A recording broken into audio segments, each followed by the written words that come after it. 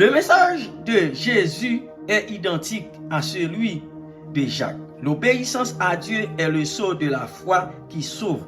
Jacques cite les exemples d'Abraham et de Rahab pour illustrer l'obéissance qui accompagne le salut.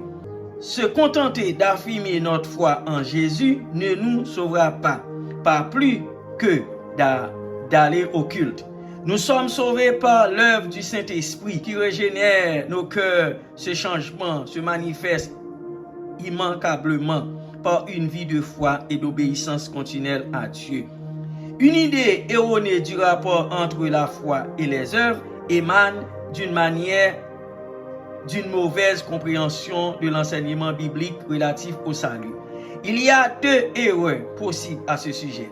La première est de penser que toute personne qui, à un moment donné de sa vie, a fait une certaine prière ou affirmé qu'elle croyait en Jésus, sera sauvée, quoi qu'il arrive. Quelqu'un qui, par exemple, a levé la main lors d'un appel à l'église dans son enfance, serait considéré comme sauvé, même s'il ne manifestait aucune volonté de marcher avec Dieu, voire vivrait dans le péché d'une manière flagrante. Cette idée, mes frères et sœurs, qu'on appelle parfois régénération décisionnelle, est dangereuse et trompeuse. L'idée que nous sommes sauvés par une simple confession de foi, quand bien même nous vivrons dans le péché, par la suite implique l'existence d'une nouvelle catégorie de croyants. Les croyants charnels, elles offrent aussi une bonne excuse pour toutes sortes de péchés. On peut vivre dans l'adultère, le mensonge ou encore braquer une banque sans jamais se repentir et pourtant être sauvé. C'est juste qu'on est charnel.